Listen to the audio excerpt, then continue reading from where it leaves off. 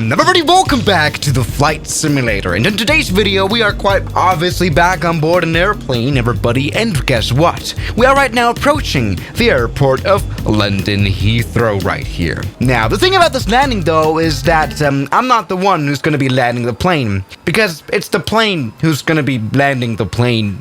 Yes. Welcome everybody back on board the Lockheed L1011 here, the 1970s airliner that could literally land itself. And so we've got the autopilot turned on right here. This is one of the most easy to use autopilots I've ever seen. Seriously. Glide slope and localizer turned on right here. Plane's nicely following along the ILS Cat 3 of London Heathrow. We've also got the auto throttle turned on 145 knots right here, and it's holding it perfectly well. I don't know, how did they even do this in the 70s, honestly? Anyway, landing gear coming down.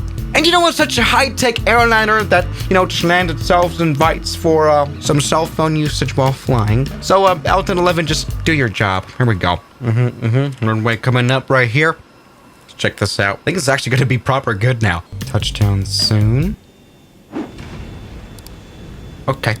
We might just want to work on the smoothness, so alright, looking good. Looking good, we're stopping right here. Yes, everybody. We did just land itself, which is absolutely brilliant. I mean, just technically, look at this. This is amazing, of course. This feature just allows this plane, of course, to be able to land at an airport in any, visibility conditions, in fog or something, which is something a plane from the 1970s normally can't do. This feature just allows this plane, of course, to be able to land at an airport in any, visibility conditions, in fog or something, which is something a plane from the 1970s normally can't do. It would in this case actually have to divert to another airport, but not with the L1011. So fun, this airplane, honestly. I like this one, and so I'm so glad that we can finally talk about it properly. You guys very much requested me to talk about this properly, so let's do this. And especially here with this beautiful add-on right here. Just take a bit of a look into this cockpit. This is like the thing. I could never actually make a proper video on this plane because this add-on plane right here, which used to be a payware add-on, was taken off sale.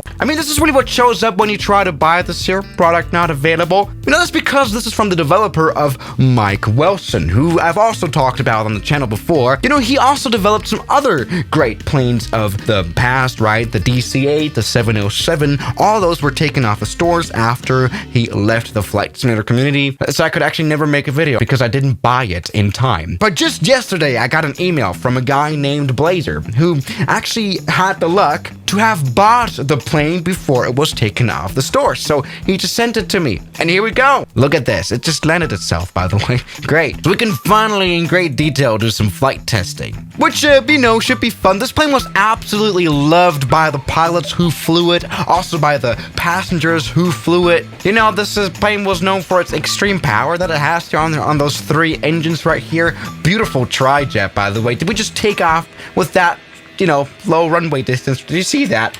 Jesus Christ, yes. Very, very fast plane indeed. And just in general, it handles like a fighter. It seriously handles like a fighter jet. Look at that. Now, I'm not quite sure about the realism of those physics right here, but that is some good handling that this plane here has. And man, it is simple to use. For a 1970s plane, we can take a look at some other 1970s plane, right? Like the Concorde or something. This is much simpler here with this engineering panel. Yes, very well-renowned airplane. We have some pilots here in the cockpit, and Jesus Christ. All right, this is proper creepy now. All right, everybody. Those look like Russian spies, by the way. Good flying. Thank you, pilots. Great. Look at that. Oh my god. Or maybe this is not very realistic. Again, also passengers love this plane because of the very spacious cabin that I can't show right here because it's not animated. Let's just imagine that it's here and that it's quite spacious. I don't know what this video is. Yes, but of course we're here to talk about the flaws of the L1011 as well. Which, there aren't any proper flaws. This plane was kind of good, really. The only flaw is how financially successful it was, because it wasn't at all. As you might know, only 250 of these planes were actually built. The plane ended up not being very successful, which is weird. It is rather good. It's coming for a bit of a landing now. Right now, we're coming in at La Mole Airport, which actually does not have ILS Cat 3, so we're going to have to actually land this plane by hand now, which is like, okay. You're going to have to try to actually put in some work into flying this plane now. Come on. Okay, that was a little bit hard. But that doesn't matter. This plane probably likes to be landed hard, actually. You know, this is one of those planes. Here we go. And let me just say the stopping distance here that this plane needs is ridiculous.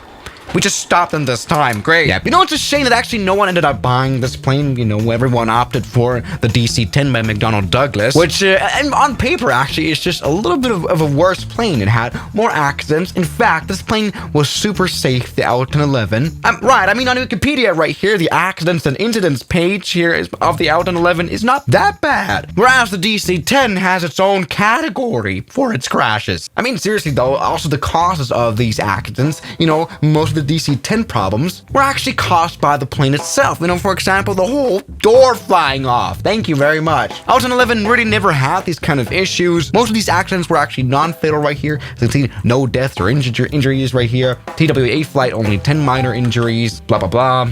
Experienced an in-flight fire, all 118 passengers and crew survived. The only time we could actually see some fatal incidents were mostly because of pilot errors or weather. Here we go, microburst. But, I mean, the safety here of this plane was quite amazing, even though I didn't know Pegasus Airline actually flew this plane. Great! So, yeah, as you can clearly tell, the L1011 is a typical case of life isn't fair sometimes. Anyway, I would like to come in for a landing right here. We've got St. Bartholomew down here. This is not a very stabilized approach, but let's come in for a bit of a landing here anyway. Jesus Christ. I mean, you know what? I'm actually not doubting that we're gonna stop, all right?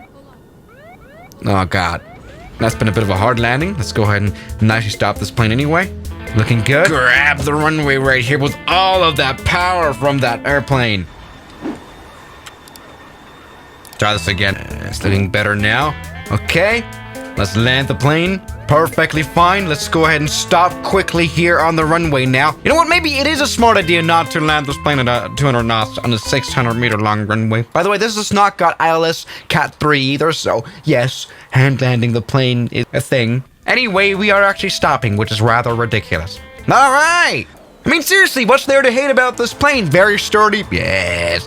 Maybe, okay, might have landed this a little bit hard, but there we go. That was really good. So yes, everybody, the L1011. Man, this is a shame, right? The whole tail of this plane, like it's sad that it's kind of dead. Now we can go all into detail why the DC-10 was more successful than this. Maybe it was because it came out slightly before the L1011 came out. Maybe that could have been, or maybe it's the general reputation of Lockheed Martin, who had actually never done a proper airliner before. I mean, they had recently just built the SR-71, which is a weird combination. They did have some airliners though, like the Electra.